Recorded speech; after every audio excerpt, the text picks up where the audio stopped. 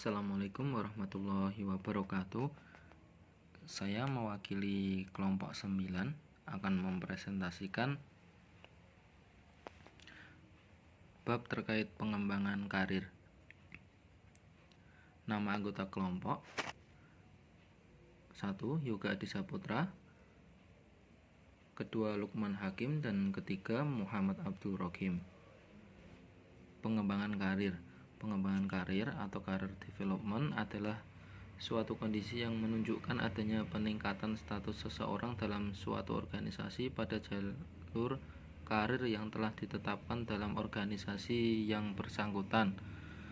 Peningkatan status dapat berupa jabatan atau berupa golongan kepangkatan, mulai dari yang paling bawah atau posisi saat sekarang sampai pada posisi yang paling tinggi.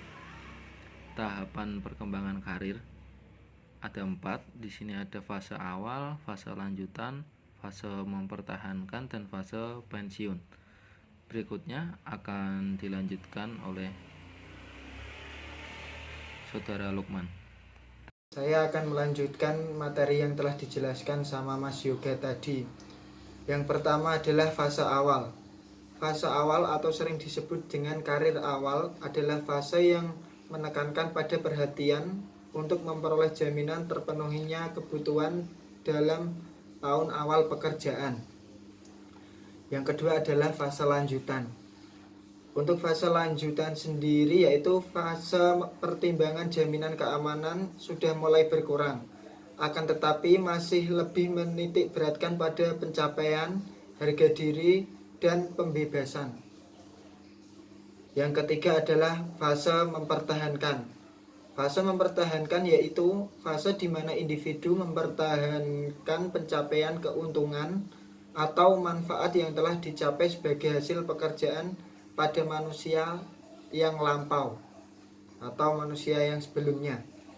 Yang keempat adalah fase pensiun. Fase pensiun yaitu individu telah melampaui suatu karir yang diharapkan dan akan berpindah ke karir yang lain sepanjang masih memiliki tenaga dan kemampuan.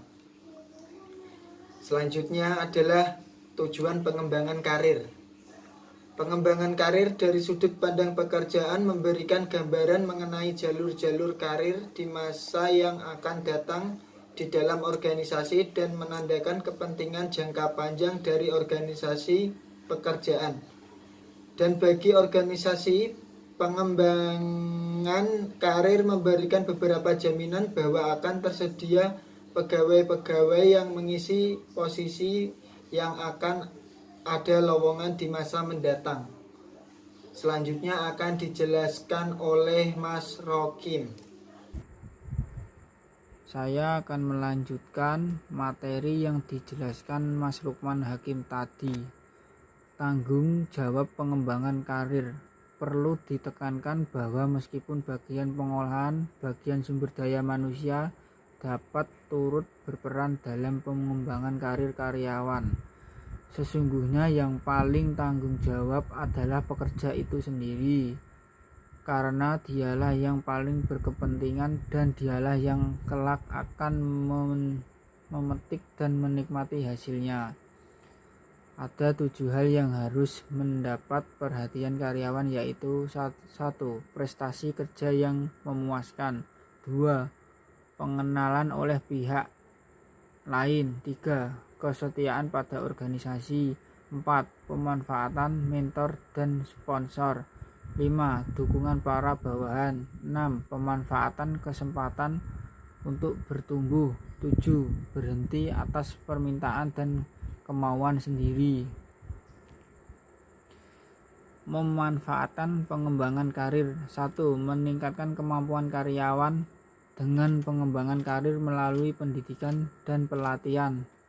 Akan lebih meningkat kemampuan intelektual dan keterampilan karyawan yang dapat disumbangkan pada organisasi. 2. Meningkatkan suplai karyawan yang berkemampuan. Jumlah karyawan yang lebih tinggi kemampuannya dari sebelumnya akan menjadi bertambah sehingga memudahkan pihak pimpinan manajemen untuk menetapkan karyawan dalam pekerjaan yang lebih tepat. Dengan demikian, suplai karyawan yang berkemampuan bertambah dan jelas akan menguntungkan organisasi. Kesimpulan, pengembangan karir sumber daya manusia organisasi merupakan suatu hal penting untuk diperhatikan baik oleh pihak karyawan atau staf maupun oleh pihak pimpinan organisasi itu sendiri. Memperjuangkannya sama dengan berjuang untuk memajukan organisasi, dan mengabaikannya sama dengan mengabaikan dan mentelentarakan organisasi. Demikian presentasi dari kelompok 9. Kurang lebihnya kami mohon maaf. Terima kasih. Assalamualaikum warahmatullahi wabarakatuh.